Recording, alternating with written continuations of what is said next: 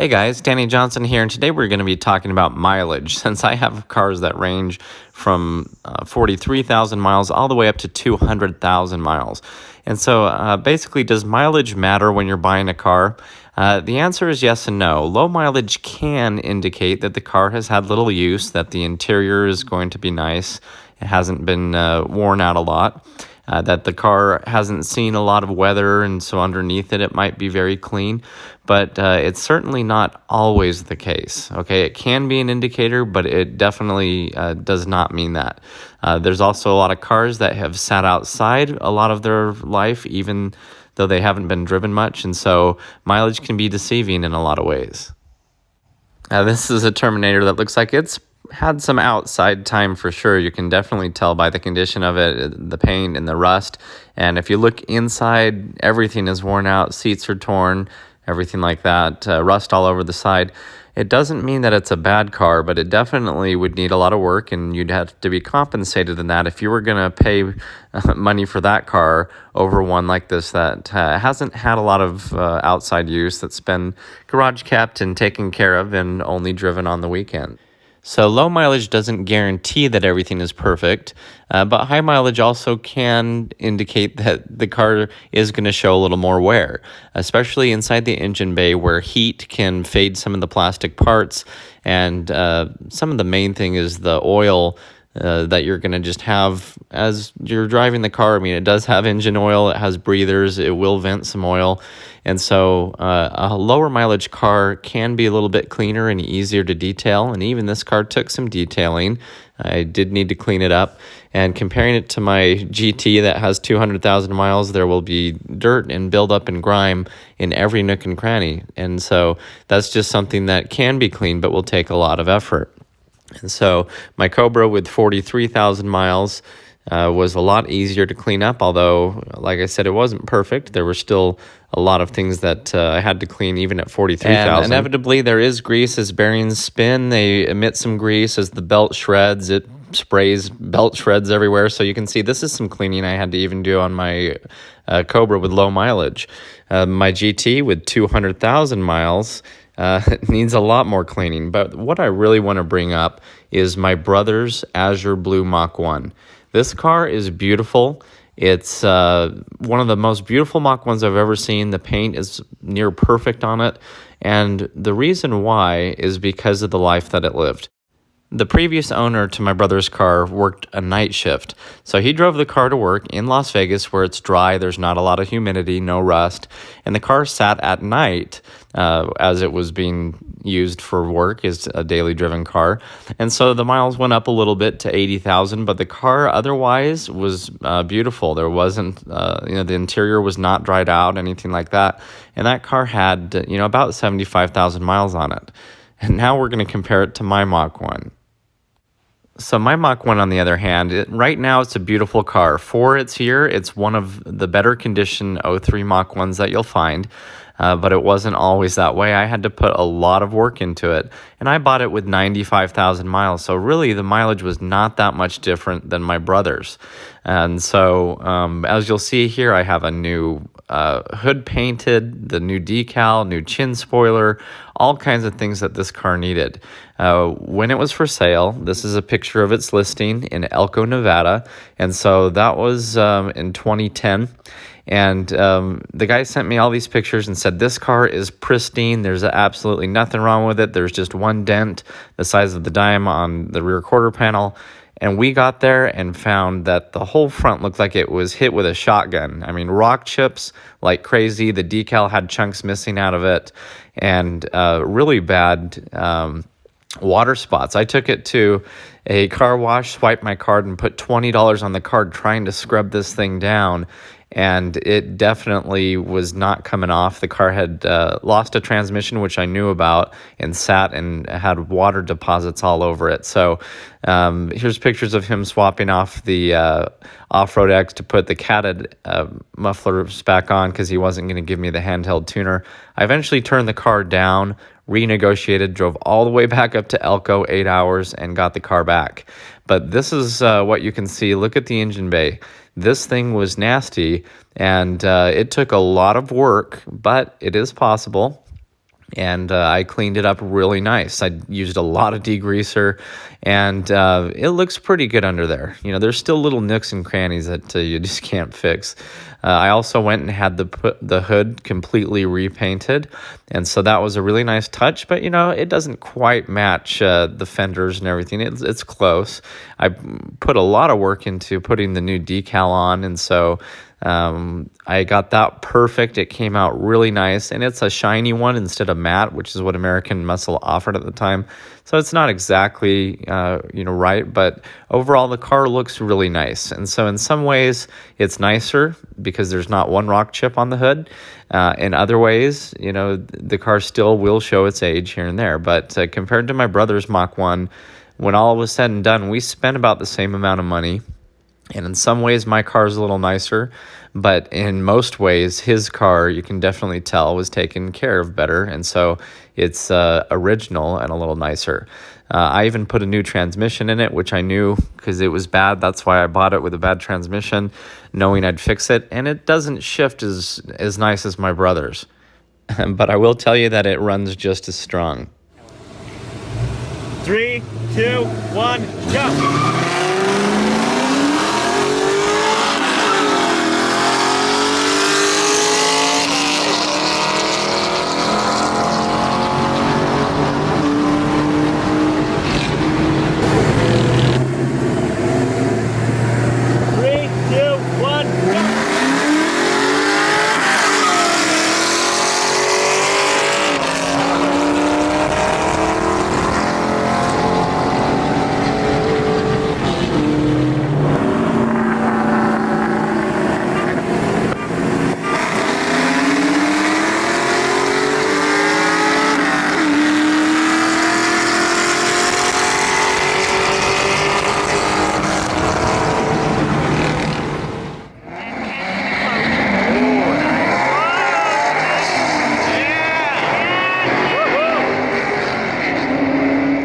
So you can see these cars run perfectly fine with higher mileage on them. There's still a lot of life left in them and opportunities to modify them and make them nicer. Okay, another good example is a friend of mine had a Terminator with 140,000 miles on it. And we took it for a test drive and did a compression test because we were considering buying it from him. We really were. And in the end, with 140,000 miles, you'll see some wear and tear. Of course, with a lot of Terminators, the third brake light was cracked and the paint was starting to fade a little bit. So don't be surprised if you see this kind of wear and tear.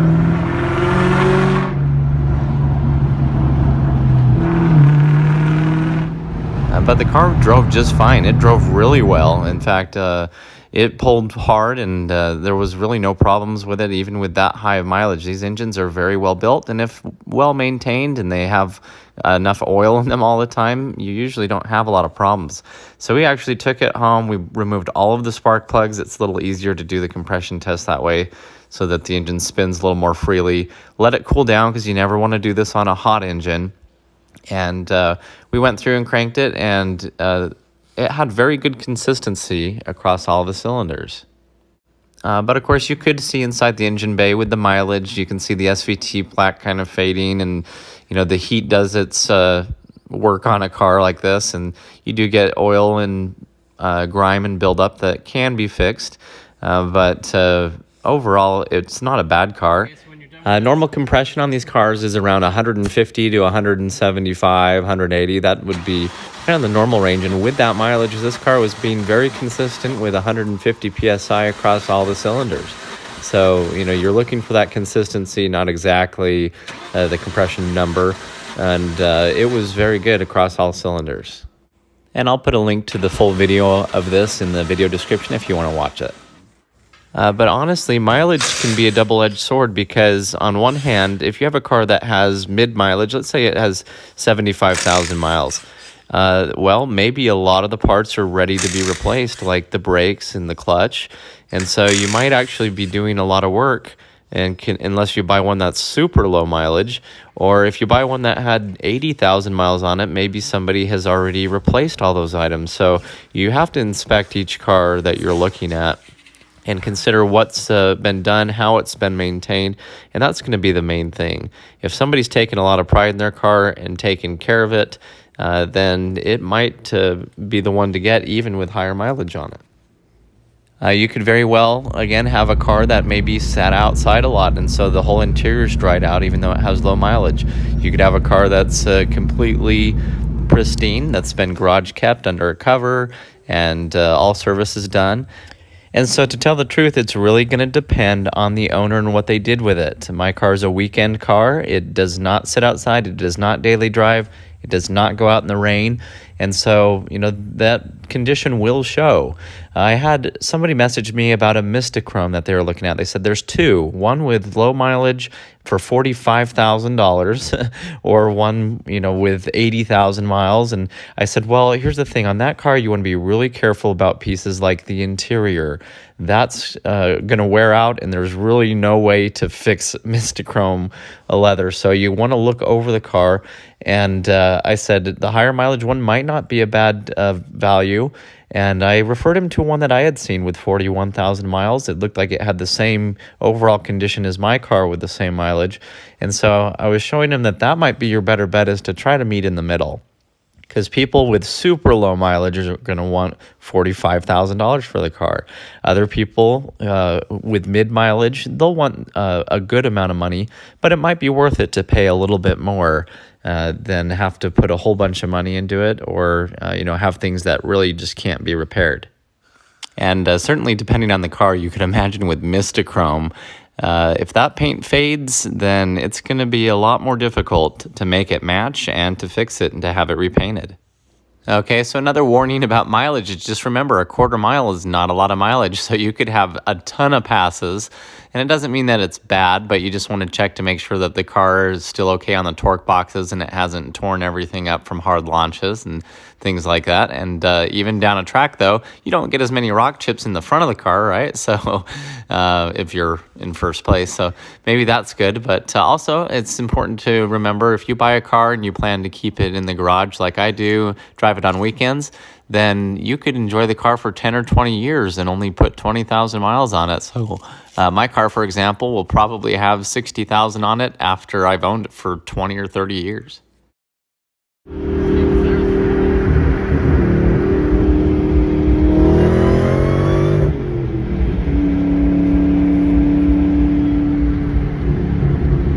Now, let me also warn you to beware of low mileage. What? Yeah, let me explain. Here's an IROC Z that was found in a trailer that only had 9.5 miles on it.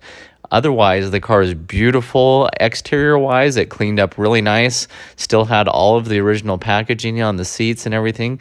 But if you watch these YouTube videos, and I'll put the links to those in the description, this car had to be completely overhauled underneath. They had to take out every rubber bushing and everything that had dried out and cracked.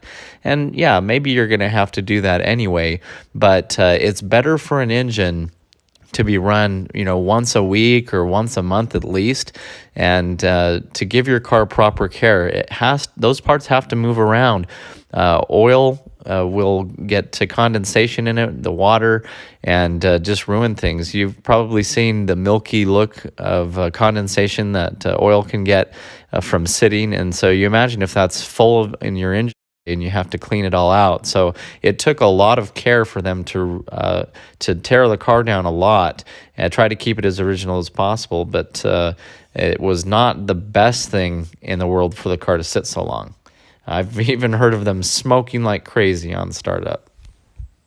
And so here's some cam covers off my friend's Cobra that had 50,000 miles on it. When the engine went, we pulled the engine, broke it down. You can see videos about that. But you can see even with 50,000 miles, which is low mileage, they were pretty grungy. Okay, it depends on if you've worked on the car a lot, if you've ran it really hard, what kind of breather you're using. If you have one of those filter ones, it can mist oil all over the engine bay. But the car cleaned up really well, but it was dirty. The only thing that you would probably notice as a difference, though, is it didn't have as much heat over time. So some of the stickers and everything, although dirty, did clean up, and they still were there, where on the car with 140,000 miles, these labels would probably be completely gone. So if you want to preserve things, if you want to try to find original stickers and things like that, then lower mileage might be what you're looking for. It's definitely easier to bring a car back if it is lower mileage and has been taken care of. But if you're going to paint the cam covers anyway, and you're going to restore the car and do everything to it, then a high mileage car, there's nothing wrong with it. They're all parts. They can all be replaced, and you can make your car nicer in the end. It just might take you a little bit more money, but it really depends on what has or has not been done on the car. So anyway, thanks for watching, and let me know in the comments your thoughts. I have cars ranging from 43,000 miles to 200,000 miles. So I have a pretty good idea of what one car is compared to another and how they've been treated. And that's the big part, is who's taking care of it. But let me know what you think. Let me know the mileage on your car. The mileage probably won't bother you if you know how to work on the car a little bit and you enjoy fixing it up. So thanks for watching, and subscribe to the channel if you're new. Thanks, guys.